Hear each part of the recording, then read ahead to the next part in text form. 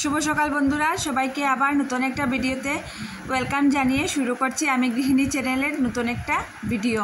তো বন্ধুরা, আমি চলে এসেছি নতুন একটা ভিডিও নিয়ে। আর কি ভিডিও করব, ঘরের ভিতরে যা বৃষ্টি পড়েছে দেখতেই পাচ্ছেন। সকালবেলা উঠলাম, তারপরে তো বৃষ্টি ছিল না, একটু ঝিরঝির বৃষ্টি ছিল। তারপর সকালের যা টুকটাক রান্নাবান্না করে হাজব্যান্ডকে দিয়ে দিয়েছি। আর এই সকালবেলা উঠতেও দেখবেন একটু দেরি হয়ে যায়। তো হাজব্যান্ড চলে গিয়েছে, তারপর সকাল 7:30 পৌনে 8টা হবে। এই কিছুদিন ধরে হাজব্যান্ড একটু তাড়াতাড়ি যাচ্ছে, কারণ ওর একটু কাজের তাড়া আছে, তাই তো চলে গিয়েছে। আর বাচ্চারাও এখনও ঘুমিয়ে আছে। এত জোরে বৃষ্টি এসেছে, এত ঝড় এসেছে কি বলবো আপনাদের। তো ভাবলাম একটু উপরে যাই, আর ভাবলাম যে উপরে যখন আসছি তাহলে আপনাদেরও সঙ্গে নিয়ে যাই। তো চলে এসেছি। এই যে দেখুন, আমার তুলসী মাতা একদম সবুজ হয়ে গিয়েছেন। কিছুদিন আগে দেখছিলেন না, শুকিয়ে একদম কাঠ হয়ে গিয়েছে, আর একদম শুকনো যতই জল দিই না কেন শুকনো ভাবটা কিন্তু যায় না। তো বৃষ্টির দিন কি রান্না করব ভেবে চলে এসেছি একদম রান্নাবান্নার দিকে। এই রেসিপিটা আজকে আপনাদের সাথে শেয়ার করব। বৃষ্টির দিনে ঘরে তো আর তেমন কোনো কাজবাজও নেই, শুধু রান্নাবান্না খাওয়া দাওয়া করা, বস এতটুকুই। তো এখানে আমি গরম তেলের মধ্যে দিয়ে দিচ্ছি এলাচ 3-4টে, আর 2 টুকরো দিয়ে দিলাম দারচিনি। এগুলো একটু ভাজা হয়ে যাক, তারপর অন্য উপকরণগুলো দিয়ে দেবো। আর আমি এই রান্নাটা কিন্তু করছি আমি মাশরুমের রেসিপি। যারা মাশরুম খেতে ভালোবাসো, এই রেসিপিটা এরকম একদিন করে দেখে নিও। এত স্বাদ, এত ভালো লাগবে তোমাদের যে এটাই খাওয়ার ইচ্ছা করবে। তো যাই হোক বন্ধুরা, এদিকে এলাচ আর দারচিনি একটু ভাজা করে তারপর আমি এতে দিয়ে দিয়েছি পেঁয়াজ কুচি আর রসুন কুচি একসাথেই। তো রসুন কুচিটা একটু কম নেবেন আর পেঁয়াজ কুচিটা একটু বেশি নেবেন। তো আমি দুটোকে একসাথেই কেটে নিয়েছিলাম, সেজন্য আর আলাদাভাবে দেখাইনি। তো এটা দিয়ে দিয়েছি, দিয়ে একটু নাড়াচাড়া করেই এবার দিয়ে দেব আলুটা একটু খুব বেশি পাতলাও না, আর খুব বেশি একদম ডুমোও না, মিডিয়াম সাইজের করে কেটে নিয়েছি। আর এবার আলু আর পেঁয়াজ রসুনগুলোকে একটু ভালো করে নেড়েচেড়ে একটু ভেজে নিচ্ছি।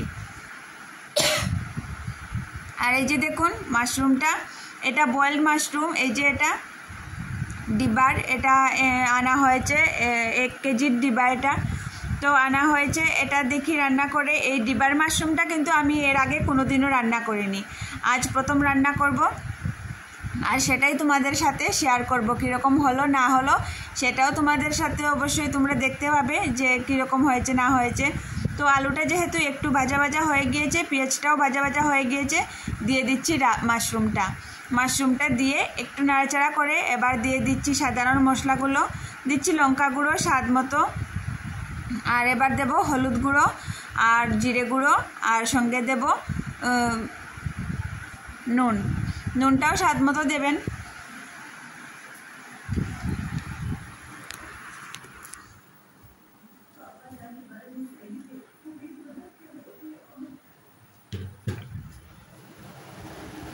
তো দিয়ে দিয়েছি সব মশলা, দিয়ে ভালো করে কষিয়ে নেব। ভালো করে কষাতে হবে, কিন্তু এটাতে আবার এখানে ঢাকাটা না দিলেও হবে। আর ওদিকে তো দেখছেনই বাটিতে বসিয়ে দিয়েছি জল। কি হয়েছে জানেন, এই কিছুদিন তো খুব বেশি বৃষ্টি ছিল, কারেন্টটা তো ছিলই না বলতে গেলে। তো আর আমি তো অতটা খেয়ালও করিনি। আর আমার না ইলেকট্রিক কেটলটা নষ্ট হয়ে গিয়েছে কি, একবার কখনো হয়তো জ্বলছে, গরম জলটা হচ্ছে, আবার কখনো হচ্ছে না, একদম জ্বলছেই না লাইটটা। তো যাই হোক, বসিয়ে দিয়ে জলটা হয়ে গিয়েছে, আর একদম ভালো করে কষিয়ে নিয়েছি মাশরুম আর আলু। এবার আমি গরম জল দিয়ে ঝোলটা দিয়ে দেবো। ঝোলটা একটু বেশি করেই দেব, কারণ আলুগুলো তো সিদ্ধ হয়নি, কারণ আমি কষানোর সময় কোনো ধরনের ঢাকা চাপা দেইনি, তো সেজন্যই আর কি।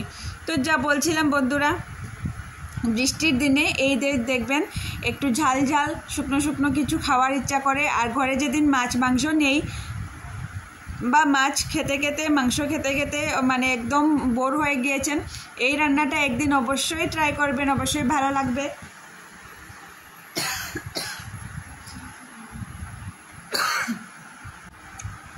আর এই যে দেখুন, আলুটা সিদ্ধ হয়েই গিয়েছে প্রায়, তবুও আর একটু সময় ফুটিয়ে নেব। আর আমাদের এখানে ডেইলি আমি ব্লগ দিতে পারছি না, কোনো ধরনের কোনো ভিডিও করতে পারছি না। আমাদের এখানে সেই যে ফ্লাড হয়েছে, এখন পর্যন্ত ইন্টারনেট কানেকশনটা ঠিক হয়নি। একটু সময় আসছে, আবার চলে যাচ্ছে। আর মেয়ের তো স্কুল বন্ধ, তোমরা তো জানোই, ওর অনেক মানে লেখা দিয়েছে, মোবাইল থেকে লিখতে হয়, সেই জন্যই ডেলি ব্লগগুলো আর করতে পারছি না। তো রান্নাটা মোটামুটি ওদিকে কমপ্লিট হয়ে গিয়েছে। আর এখানে এই যে দেখো আমি একটু গোলমরিচ তো মানে গুঁড়ো করে নিচ্ছি, একদম মিহি গুঁড়া করব না, এগুলো একটু একটু মানে গুঁড়া করবো আর কি, পুরা একদম যে একদম পেস্টের মানে পেস্ট কি একদম ওই যে পাউডারের মতো গুঁড়াটা ওটা করব না, একটু একটু মানে আস্তে আস্তে থেকে গিয়েছে সেভাবেই গুঁড়া করে নিয়েছি। আর নামানোর আগে একটু এই গোলমরিচের গুঁড়োগুলো আমি ছড়িয়ে ছিটিয়ে দিয়ে দেবো তরকারিটার উপরে, আর একটু নাড়াচাড়া করেই নামিয়ে নেব। একটু নাড়াচাড়া করে তারপর নামিয়ে নিলেই রেডি হয়ে যাবে এই মাশরুমের তরকারিটা। সত্যি বলছি বন্ধুরা, যেহেতু ভয়েস ওভারটা পরে দিচ্ছি, এত অসাধারণ হয়েছিল খেতে, কি বলবো তোমাদের, এটা কিন্তু মাছ মাংসকেও হার বানাবে। তো তোমরা একদিন অবশ্যই ট্রাই করো এই মাশরুমের রেসিপিটা, আশা করি তোমাদের ভালো লাগবে। খুবই সিম্পল রেসিপি আর একদম সামান্য উপকরণ দিয়েই, ঘরে থাকা উপকরণ দিয়েই এটা তৈরি হয়ে যায়।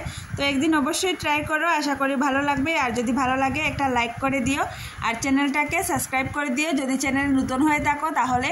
আর যারা আমার পুরনো ভিউয়ার্স আছো তাদেরকে বলবো প্লিজ প্লিজ প্লিজ ভিডিওটা ফুল ওয়াচ করো, পাশে থাকো, সঙ্গে থাকো আর দেখতে থাকো আমি গৃহিণী চ্যানেল। নতুন নতুন ভিডিও নিয়ে আবারও আমি খুব তাড়াতাড়ি চলে আসছি। আজকের জন্য এখানেই বিদায় নিচ্ছি, টাটা।